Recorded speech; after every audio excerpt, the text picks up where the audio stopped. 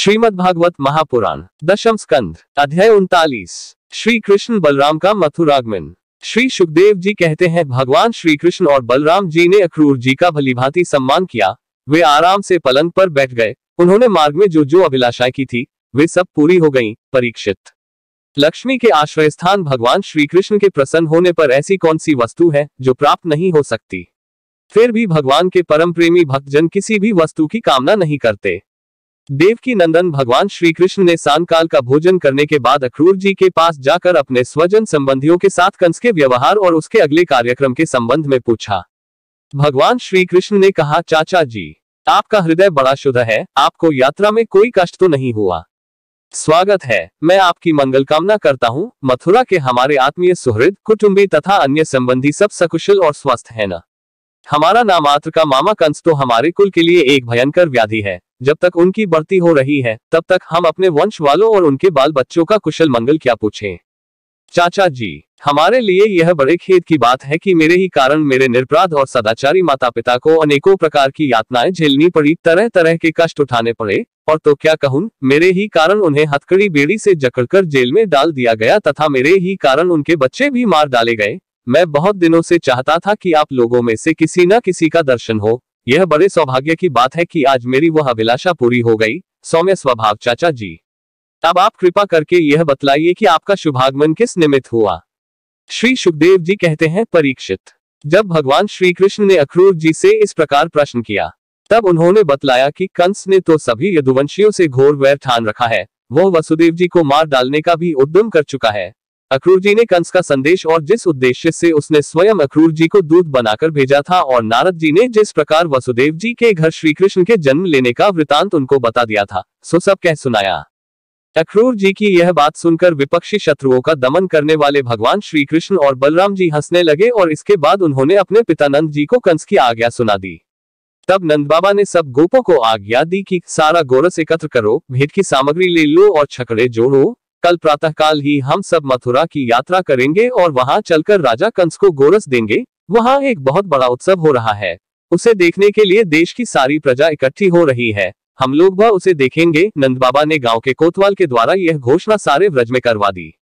परीक्षित, जब गोपियों ने सुना कि हमारे मनमोहन श्याम सुंदर और गौर सुंदर बलराम जी को मथुरा ले जाने के लिए अक्रूर जी व्रज में आए हैं तब उनके हृदय में बड़ी व्यथा हुई। वे व्याकुल हो गईं।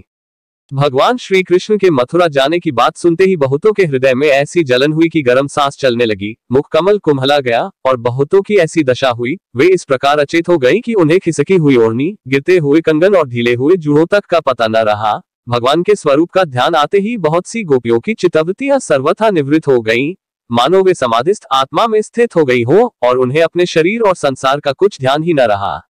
बहुत सी गोपियों के सामने भगवान श्री कृष्ण का प्रेम, उनकी मंद मंद मुस्कान और हृदय को स्पर्श करने वाली विचित्र पदों से युक्त मधुर वाणी नाचने लगी। वे उसमें तल्लीन हो गईं, मोहित हो गईं। गोपियां मन ही मन भगवान की लटकीली चाल, भावभंगी, प्रेम भरी मुस्कान, चितवन, सारे शोकों को मिटा देने वाली ठिठोलियां तथा उदारता भरी लीलाओं का चिंतन करने लगी और उनके विरह के भय से कातर हो गईं। उनका हृदय, उनका जीवन सब कुछ भगवान के प्रति समर्पित था। उनकी आंखों से आंसू बह रहे थे। वे झुंड के झुंड इकट्ठी होकर इस प्रकार कहने लगी। गोपियों ने कहा, धन्य हो विधाता, तुम सब कुछ विधान तो करते हो परंतु तुम्हारे हृदय में दया का लेश भी नहीं है। पहले तो तुम सौहार्द और प्रेम से जगत के प्राणियों को एक दूसरे के साथ जोड़ देते हो, उन्हें आपस में एक कर देते हो, मिला देते हो, परंतु अभी उनकी आशा अभिलाषाएं पूरी भी नहीं हो पाती। वे तृप्त भी नहीं हो पाते कि तुम उन्हें व्यर्थ ही अलग अलग कर देते हो। सच है, तुम्हारा यह खिलवाड़ बच्चों के खेल की तरह व्यर्थ ही है। यह कितने दुख की बात है विधाता, तुमने पहले हमें प्रेम का वितरण करने वाले श्याम सुंदर का मुख कमल दिखलाया। कितना सुंदर है वह। काले काले घुंघराले बाल कपोलों पर झलक रहे हैं, मरकत मणि से चिकने सुस्निग्ध कपोल और तोते की चोंच सी सुंदर नासिका तथा अधरों पर मंद मंद मुस्कान की सुंदर रेखा जो सारे शोकों को तत्क्षण भागा देती है। विधाता, तुमने एक बार तो हमें वह परम सुंदर मुख कमल दिखाया और अब उसे ही हमारी आंखों से ओझल कर रहे हो। सचमुच तुम्हारी यह करतूत बहुत ही अनुचित है। हम जानती हैं, इसमें अक्रूर का दोष नहीं है। यह तो साफ तुम्हारी क्रूरता है। वास्तव में तुम ही अक्रूर के नाम से यहाँ आए हो और अपनी ही दी हुई आंखें तुम हमसे मूर्ख की भांति छीन रहे हो। इनके द्वारा हम श्याम सुंदर के एक एक अंग में तुम्हारी सृष्टि का संपूर्ण सौंदर्य निहारती रहती थी। विधाता, तुम्हें ऐसा नहीं चाहिए। अहो, नंदनंदन श्याम सुंदर को भी नए नए लोगों से नेह लगाने की चाट पड़ गई है। देखो तो सही, इनका सौहार्द, इनका प्रेम एक क्षण में ही कहाँ चला गया। हम तो अपने घर द्वार, स्वजन संबंधी, पति पुत्र आदि को छोड़कर इनकी दासी बनी और इन्हीं के लिए आज हमारा हृदय शोकातुर हो रहा है, परंतु ये ऐसे हैं कि हमारी ओर देखते तक नहीं। आज की रात का प्रातःकाल मथुरा की स्त्रियों के लिए निश्चय ही बड़ा मंगलमय होगा। आज उनकी बहुत दिनों की अभिलाषाएं अवश्य ही पूरी हो जाएंगी, जब हमारे ब्रजराज श्याम सुंदर अपनी तिरछी चितवन और मंद मंद मुस्कान से युक्त मुखारविंद का मादक मधु वितरण करते हुए मथुरापुरी में प्रवेश करेंगे। तब वे उनका पान करके धन्य धन्य हो जाएंगी। यद्यपि हमारी श्याम सुंदर धैर्यवान होने के साथ ही नंद बाबा आदि गुरुजनों की आज्ञा में रहते हैं, तथापि मथुरा की युवतियों अपने मधु के समान मधुर वचनों से इनका चित्त बरबस अपनी ओर खींच लेंगी और ये उनकी सलज मुस्कान तथा विलासपूर्ण भावभंगी से वही रम जाएंगे। फिर हम गंवार ग्वालिनों के पास ये लौटकर क्यों आने लगे। धन्य है आज हमारे श्याम सुंदर का दर्शन करके मथुरा के दाशाह, भोज, अंधक और वृष्णिवंशी यादवों के नेत्र अवश्य ही परमानंद का साक्षात्कार करेंगे। आज उनके यहाँ महान उत्सव होगा। साथ ही जो लोग यहाँ से मथुरा जाते हुए रिमारमन, गुणसागर, नटनागर, देवकी नंदन श्याम सुंदर का मार्ग में दर्शन करेंगे, वे भी निहाल हो जाएंगे। देखो सखी, यह अक्रूर कितना निष्ठुर, कितना हृदयहीन है। इधर तो हम गोपियां इतनी ढकित हो रही हैं और यह हमारे परम प्रियतम नंददुलारे श्याम सुंदर को हमारी आंखों से ओझल करके बहुत दूर ले जाना चाहता है और दो बात कहकर हमें धीरज भी नहीं बंधाता, आश्वासन भी नहीं देता। सचमुच ऐसे अत्यंत क्रूर पुरुष का अक्रूर नाम नहीं होना चाहिए था। सखी, हमारे ये श्याम सुंदर भी तो कम निष्ठुर नहीं है। देखो देखो, वे भी रथ पर बैठ गए और मतवाले गोपगण छकड़ों द्वारा उनके साथ जाने के लिए कितनी जल्दी मचा रहे हैं। सचमुच ये मूर्ख हैं और हमारे बड़े बूढ़े। उन्होंने तो इन लोगों की जल्दबाजी देखकर उपेक्षा कर दी है कि जाओ, जो मन में आवे करो। अब हम क्या करें। आज विधाता सर्वथा हमारे प्रतिकूल चेष्टा कर रहा है। चलो हम स्वयं ही चलकर अपने प्राण प्यारे श्याम सुंदर को रोकेंगी। कुल के बड़े बूढ़े और बंधुजन हमारा क्या कर लेंगे। अरे सखी, हम आधे क्षण के लिए भी प्राणवल्लभ नंदनंदन का संग छोड़ने में असमर्थ थी। आज हमारे दुर्भाग्य ने हमारे सामने उनका वियोग उपस्थित करके हमारे चित्त को विनष्ट एवं व्याकुल कर दिया है। सखियों, जिनकी प्रेम भरी मनोहर मुस्कान, रहस्य की मीठी मीठी बातें, विलासपूर्ण चितवन और प्रेमालिंगन से हमने रासलीला की वे रात्रियां, जो बहुत विशाल थी, एक क्षण के समान बिता दी थी। तब भला उनके बिना हम उन्हीं की दी हुई अपार विरह व्यथा का पार कैसे पावेंगी। एक दिन की नहीं, प्रतिदिन की बात है। सांकाल में प्रतिदिन वे ग्वाल बालों से घिरे हुए बलराम जी के साथ वन से गोए चराकर लौटते हैं। उनकी काली काली घुंघराली इलके और गले के पुष्पहार गौओं के खुर की रच से ढके रहते हैं। वे बांसुरी बजाते हुए अपनी मंद मंद मुस्कान और तिरछी चितवन से देख देख कर हमारे हृदय को बे डालते हैं। उनके बिना भला हम कैसे जी सकेंगी। श्री सुखदेव जी कहते हैं, परीक्षित, गोपियां वाणी से तो इस प्रकार कह रही थी, परंतु उनका एक एक मनोरथ भगवान श्री कृष्ण का स्पर्श, उनका आलिंगन कर रहा था। वे विरह की संभावना से अत्यंत व्याकुल हो गईं और लाज छोड़कर हे गोविंद, हे दामोदर, हे माधव, इस प्रकार ऊंची आवाज से पुकार पुकार कर सुललित स्वर से रोने लगी। गोपियां इस प्रकार रो रही थीं। रोते रोते सारी रात बीत गई। सूर्योदय हुआ। अक्रूर जी संध्या वंदन आदि नित्य कर्मों से निवृत्त होकर रथ पर सवार हुए और उसे हाँक ले चले। नंद बाबा आदि गोपों ने भी दूध, दही, मक्खन, घी आदि से भरे मटके और भेंट की बहुत सी सामग्रियां ले ली तथा वे छकड़ों पर चढ़कर उनके पीछे पीछे चले। इसी समय अनुराग के रंग में रंगी हुई गोपियां अपने प्राण प्यारे श्री कृष्ण के पास गईं और उनकी चितवन, मुस्कान आदि निरख कर कुछ कुछ सुखी हुई। अब वे अपने प्रियतम श्याम सुंदर से कुछ संदेश पाने की आकांक्षा से वहीं खड़ी हो गईं। यदुवंश शिरोमणि भगवान श्री कृष्ण ने देखा कि मेरे मथुरा जाने से गोपियों के हृदय में बड़ी जलन हो रही है, वे संतप्त हो रही हैं। तब उन्होंने दूत के द्वारा मैं आऊंगा यह प्रेम संदेश भेजकर उन्हें धीरज बंधाया। गोपियों को जब तक रथ की ध्वजा और पहियों से उड़ती हुई धूल दिखती रही तब तक उनके शरीर चित्रलिखित से वहीं ज्यों के त्यों खड़े रहे, परंतु उन्होंने अपना चित्त तो मनमोहन प्राणवल्लभ श्री कृष्ण के साथ ही भेज दिया था। अभी उनके मन में आशा थी कि शायद श्री कृष्ण कुछ दूर जाकर लौट आए, परंतु जब नहीं लौटे तब वे निराश हो गईं और अपने अपने घर चली आईं। परीक्षित, वे रात दिन अपने प्यारे श्याम सुंदर की लीलाओं का गान करती रहती और इस प्रकार अपने शोक संताप को हल्का करती।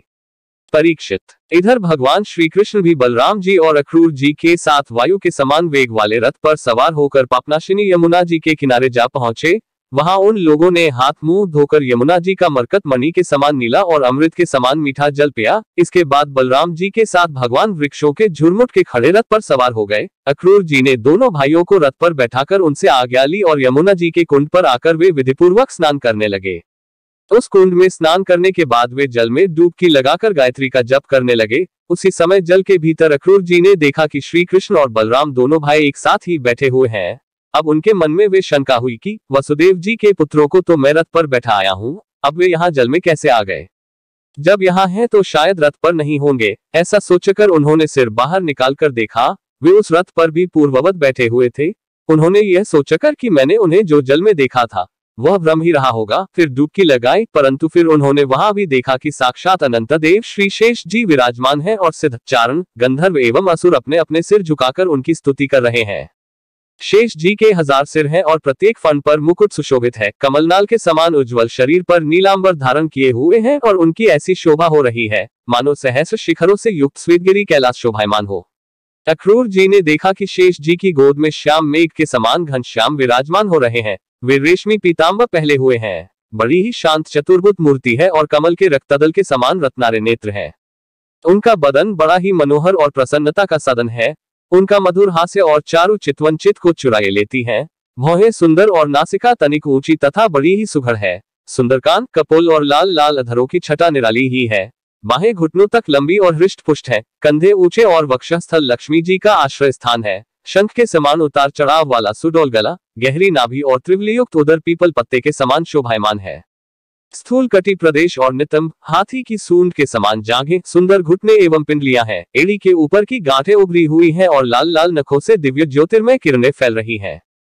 चरण कमल की उंगलियां और अंगूठे नई और कोमल पंखुड़ियों के समान सुशोभित हैं। अत्यंत बहुमूल्य मणियों से जड़ा हुआ मुकुट, कड़े, बाजूबंद, करधनी, हार, नूपुर और कुंडलों से तथा यज्ञोपवीत से दिव्य मूर्ति अलंकृत हो रही है। एक हाथ में पद्म शोभा पा रहा है और शेष 3 हाथों में शंख, चक्र और गदा। वक्षस्थल पर श्रीवत्स का चिन्ह, गले में कौस्तुभमणि और वनमाला लटक रही है।